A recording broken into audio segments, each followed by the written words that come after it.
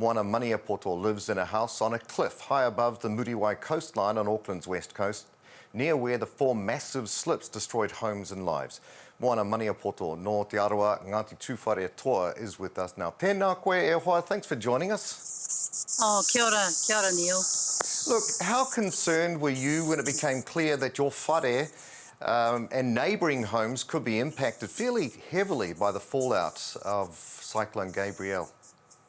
We're like 40 metres back from the cliff, so we felt quite safe until I went next door to my neighbours and sort of stood on the ledge that I didn't know was a ledge and looked down and saw the massive slip, and that was the one that took out the house below. And then we saw footage. Cause we've been in a bubble. There's been no ability to text or message or see footage or anything. And then we saw last night that the cliff below us had been taken out, and I just got home now from going around the neighbourhood, and we've got this big red. So that's our lawn. We were filming our show from here during COVID, and so the last few metres of the lawn is out of bounds. We wouldn't have gone there anyway because it's concave. I was speaking to our neighbour, and he said someone was standing on the edge the other day in a white shirt, and there was a cop that arrived when I was talking to them, and he said they could see this guy in a white shirt on the cliff. He didn't know that underneath it was a big cutout, and they let the foghorn off, and the guy got a fright and jumped back.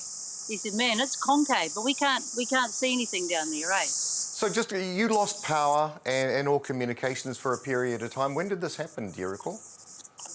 Well, the blustery night was, that's the night of the 13th. We got all the, which is freaky enough. We decided to stay. We've got elderly neighbours, and they were,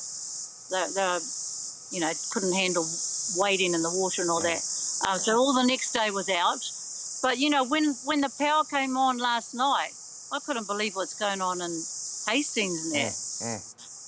It's just atrocious. So we had no ability to, just a little, once in a while there'd be like this ping, ping, ping, ping, ping, ping, and all these texts would come through, and then you can't reply, or you might get one out. So we're very lucky. This is a community of around about 1,500 people, not a lot, but it's a really tight little community, and everyone's offered rooms, and but it's going to change forever here. The cliffs, you won't be able to go back in. Now, two volunteer firefighters were trapped near where you live, with one losing his life. How is your community coming together in this tragedy? Well, I went down to the surf club yesterday just to sort of try and be slightly useful and tidy up a bit. And they were really feeling it down there. I didn't know that particular firefighter that was found, but I could see everyone was talking about him. He was a vet, and looked after horses. So, and there's lots of fears for the other firefighter. They're a neat crew out here. They rescue people out of cars, and it's all volunteer stuff out here. So the police are still manning all the cordons, and I don't know when that road will be accessible. But yeah, it's sad, like all the other communities around the country where everyone's been affected by a terrible loss. We feel very fortunate. We feel fortunate. Do you know the people whose house slid down the cliff?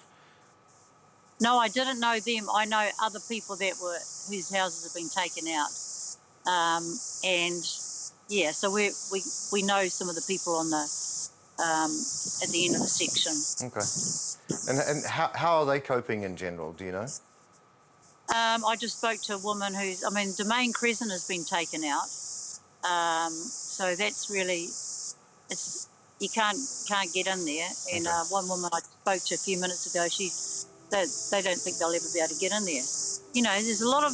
I think one of the other things too, Neil, is that the geotech guys have been out here, and we get these stickers, and then they're like, you got to go and find an engineer, and you got to do this and that. You got to get these reports done. And I hear some of us, talking about, well, how do you afford that, or have you got insurance? Some of us will be lucky, and others won't. Okay, Moana, Give us an idea of what the last few days have been like as the community begins to take stock of what's actually been lost. I think for a lot of us, I tell you one thing I learned, Neil, is that if you've got a bunch of people in your household, you want to be on a whole different bunch of service providers. So we were all on one and we were all out. Right. My mates down the road, they're on different ones. They could communicate. It's really difficult when you can't actually communicate, and a lot of people will be feeling that around the country. I think everyone's just in shock at the moment, and some people are feeling very grateful to be safe. We're certainly very grateful that our house is good. You know, we set ourselves up with generators and all that.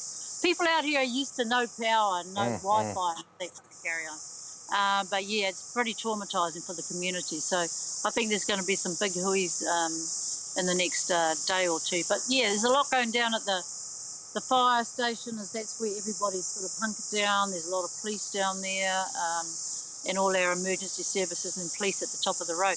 Do you know what, Neil? I went down my driveway and there's these two girls parked in the car, and I went, "Oh, you fellas all right?" I was going to say, "You can come and stay with us." They said, "Oh, yeah, we just came to go to the beach." I said, "You can't go to the beach. Okay. There's an emergency here." Oh, you know, the police told us to turn around. I thought, wow, man, I thought I was in a bloody bubble. Yeah.